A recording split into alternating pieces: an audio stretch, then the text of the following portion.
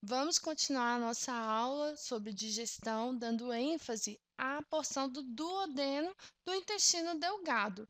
Nós já fizemos uma lista sobre as enzimas que são produzidas nas glândulas, tanto as glândulas intestinais quanto as glândulas acessórias, o pâncreas e o fígado, e nós vimos algumas reações químicas que envolvem essas enzimas, ok? E vimos aí os substratos que essas enzimas quebram lá no intestino delgado. E eu falei rapidamente sobre a bile, que a bile ela contém sais biliares e que a função desses sais biliares é facilitar a ação da lipase pancreática na digestão dos lipídios. Então, vamos ver como que isso funciona. Esse processo aí da bile agindo sobre os lipídios, nós chamamos de emulsificação.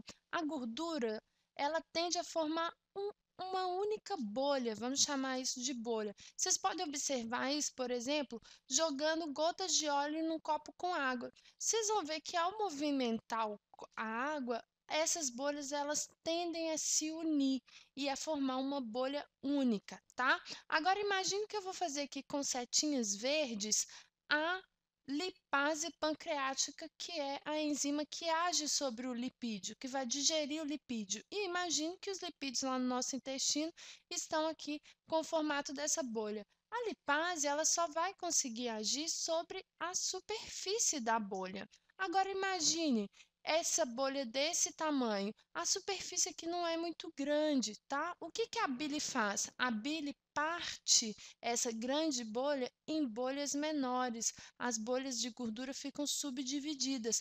Aí, olha só, as lipases também vão continuar atuando apenas na superfície das bolhas, mas olha a quantidade a mais de lipases que eu consigo organizar digerindo essas bolinhas menores de gordura.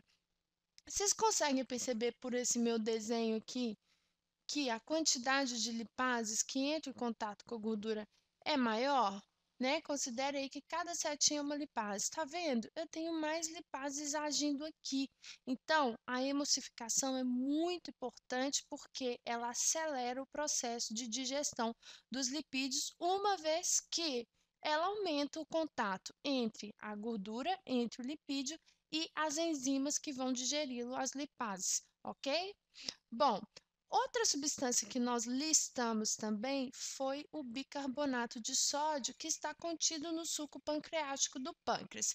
E aí nós vamos ver o seguinte: vocês se lembram que no estômago ocorre a produção de ácido clorídrico? Por quê?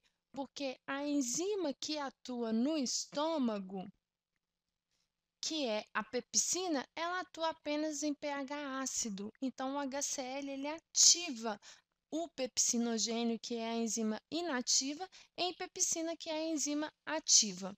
Só que aqui no estômago, no intestino, as enzimas, todas essas enzimas que aqui estão, elas atuam sobre pH básico, pH maior que 7. Então, o bicarbonato de sódio, que é produzido aqui no suco pancreático, ele vai reagir aqui com o HCl e ele vai neutralizar essa acidez. Vamos ver como é que fica essa reação. Quando eu reajo um sal com um ácido, né, o bicarbonato de sódio com um ácido, o que que vai acontecer?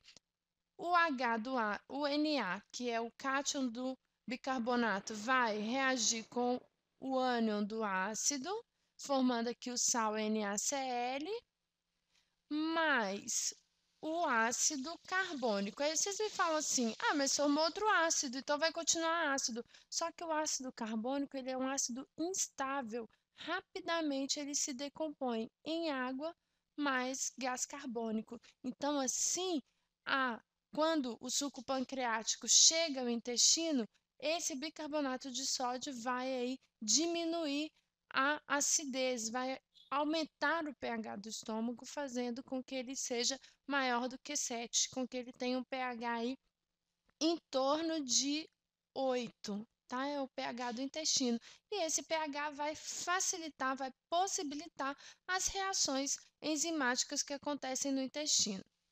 E para terminar, eu quero mostrar aqui para vocês um esqueminha que vai simplificar qual é a distribuição dos nutrientes, né? Qual é o destino desses nutrientes? Então, os nutrientes aqui no intestino, nutrientes eu quero dizer os aminoácidos, os carboidratos menores, que são aí a frutose, a galactose, os nucleotídeos contidos no material genético que estava presente nos alimentos, né? DNA e RNA também são digeridos aí nos processos de digestão e a glicose, tá? Então, esses aí são os principais. Então, nós vimos na imagem do intestino, não sei se vocês observaram da primeira vez, há vários vasos sanguíneos, ó, logo abaixo das vilosidades, tá vendo?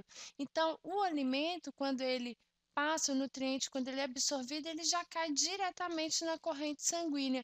Esses vasos do intestino, eles estão ligados em uma veia maior chamada de veia porta-hepática, que é a veia de entrada do fígado. Até por isso que ela tem aqui, né? Olha só, o nome porta. É a porta de entrada para o fígado. Aqui no fígado, algumas substâncias são metabolizadas. Por exemplo, quando nós tomamos um medicamento, esse medicamento, ele que pode ser tóxico, né? Contém algumas partes tóxicas, será metabolizado aqui no fígado em substâncias que são menos nocivas para o nosso organismo.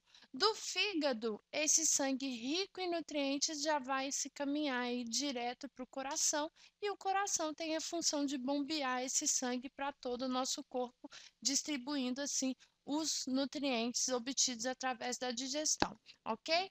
Bom, espero que vocês tenham compreendido um pouquinho mais sobre a digestão dos nutrientes. Nas próximas aulas, nós vamos finalizar aí com o intestino grosso e também com a porção final do intestino, que é o ânus, ok? Um grande abraço e se tiverem dúvida, envie através do quadro.com.br.